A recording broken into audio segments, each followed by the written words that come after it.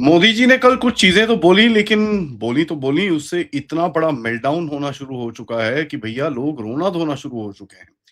यहाँ पर कई लोग बोलते हैं भैया पानी पे गाड़ी चलाओ, कई लोग बोलते हैं कि भैया गाड़ी को बंद करो, बट ये बोला क्या मोदी जी ने ऐसा कि भई एकदम भड़कम मचा हुआ है और इसका मीनिंग क्या है? ज़रा बात करते हैं इसके बारे में। नमस्कार, जय हिंद, जय Bharat and welcome to Def talks.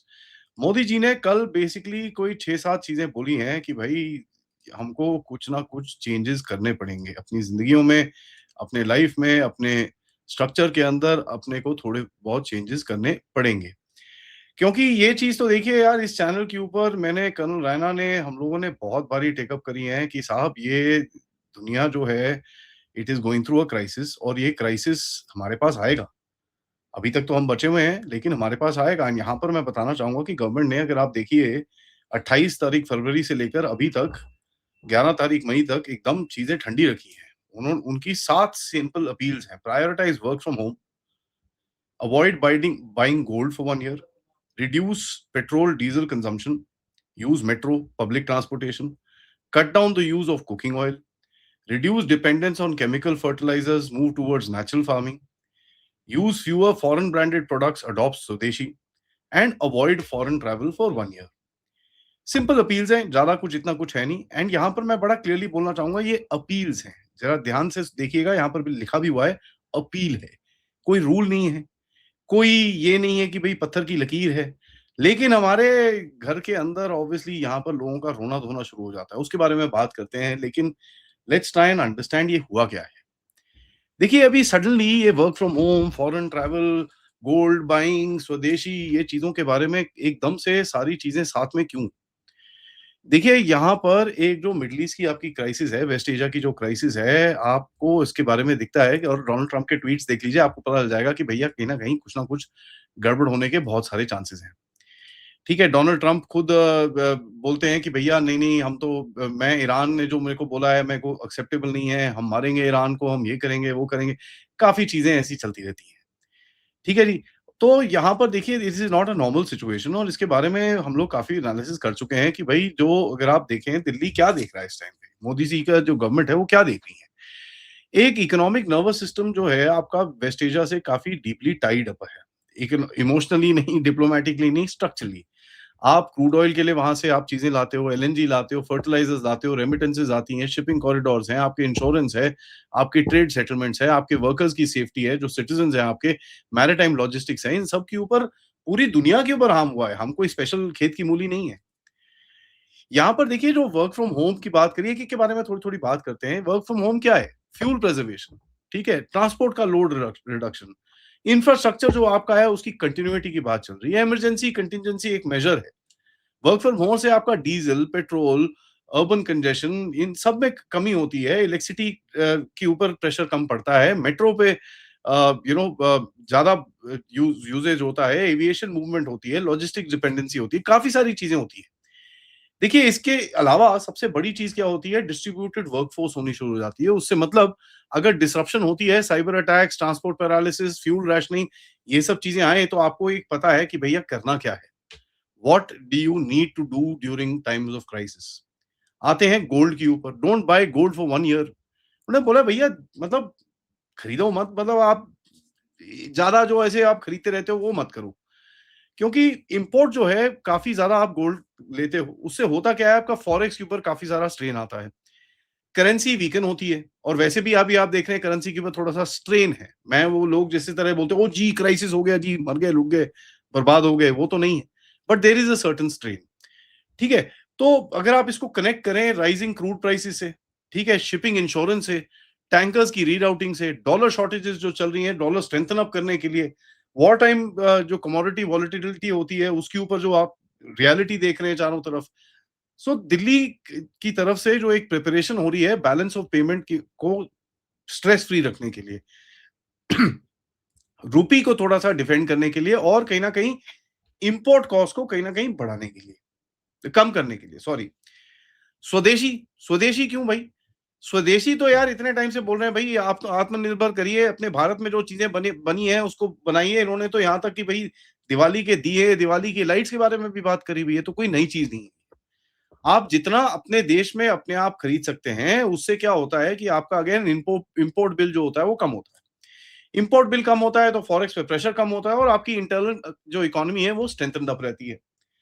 Fertiliser fertiliser के लिए हमारे पास स्टॉक्स काफ़ी हैं। इसके अंदर कोई नहीं 1 डेढ़ साल के आपके पास स्टॉक्स हैं। लेकिन देखिए अगर आप धीरे-धीरे करके अगर ये जो गल्फ वॉर है, जो वेस्ट एशिया की टेंशन्स हैं, ये अगर इरप्ट होती हैं और ज़ोर से तो ये डायरेक्टली आपका इम्पैक्ट करेगी फूड प्रोडक्शन, इन्फ्लेशन और इन चीज़ों के ऊपर।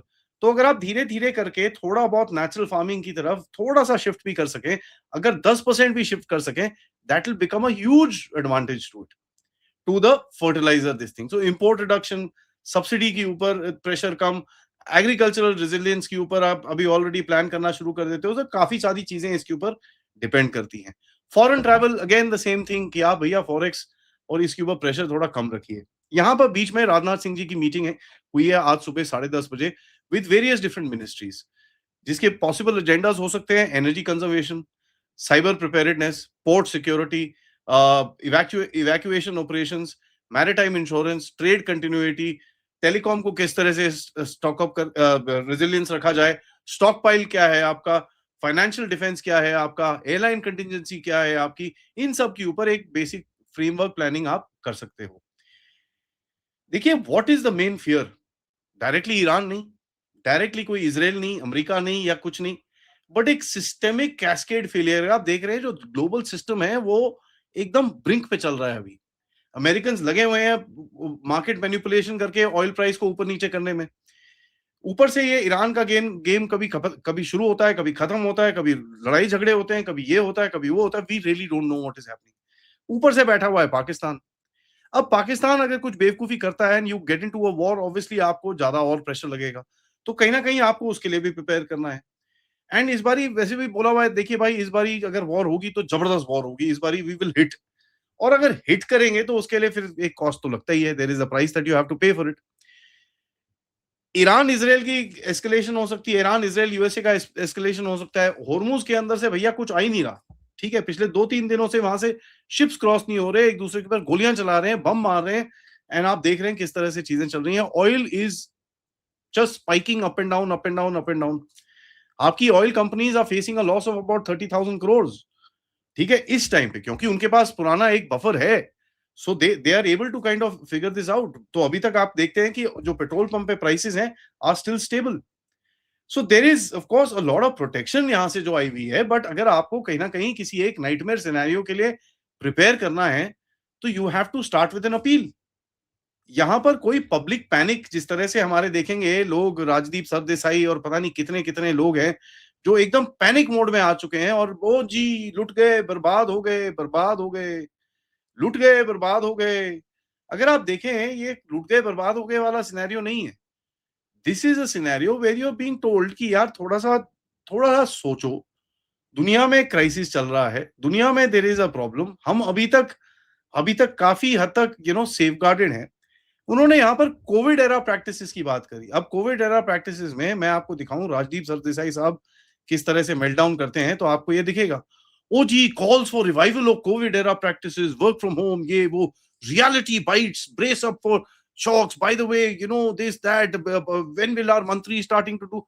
व्हाइल आई एग्री कि भाई मंत्रीज को तो 2-4 गाड़ियां अपनी निकाल देनी चाहिए, but security is also a aspect. आप देख ही रहे हैं किस तरह से पॉलिटिकल वायलेंस इस देश के अंदर बढ़ रहा है, और ये चीजें हमने देखी हैं वेस्ट बंगाल में होते हुए। तो यहाँ पर ये जो पैनिक मोड लेके खड़े हुए हैं ना यहाँ पर सारे, वो it it doesn't really make sense. अब मैं आपको एक और चीज दिखाता हूँ। यहाँ पर हमारी जो जो हिंदू हैदर अलायंस की जो लीडर हैं, जो मैं आपको जिसके बारे में बताता हूँ, सुनिए इनको। With elections done, PM Modi urges to cut fuel, avoid foreign travel. And next line में लिखती है, PM to leave for 7 day UAE, Sweden, Netherlands visit on Friday. ये बोलना बड़ा क्लियर चाह रही है कि देखो, हमको तो बोल रहे हैं काटने के लिए, और खुद जा रहे हैं जहाज के ऊपर घूमने के लिए। ये एक बड़ी इंटरेस्टिंग सी गेम है, जहां पर they are basically trying to she is trying to do this double edged sort of a communication, जहां पर एक डबल एज कम्युनिकेशन के हिसाब से when you look at how she is actually trying to do, और किस तरह से ये बातें करती है, आपको वहां पर पता ही है इसका एजेंडा।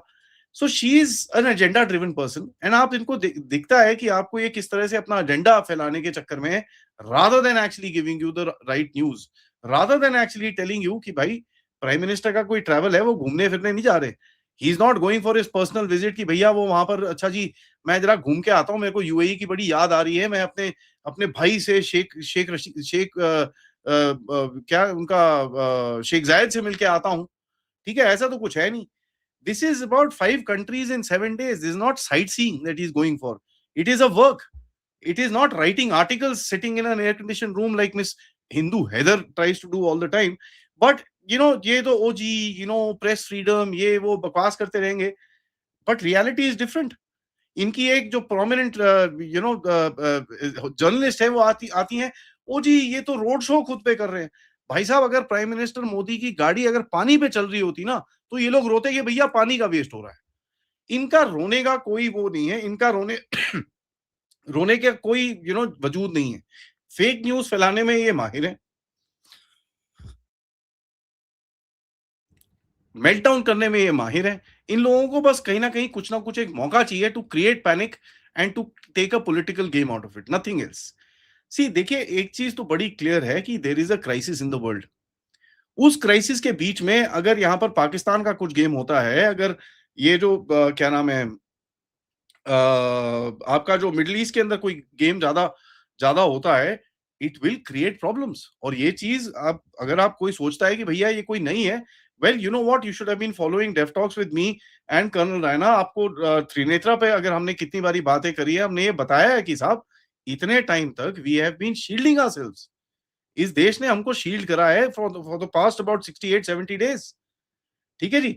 तो अगर आप देखें कि साहब टर्बुलेंस जो है, वो है, उसको आप you can't wish it away.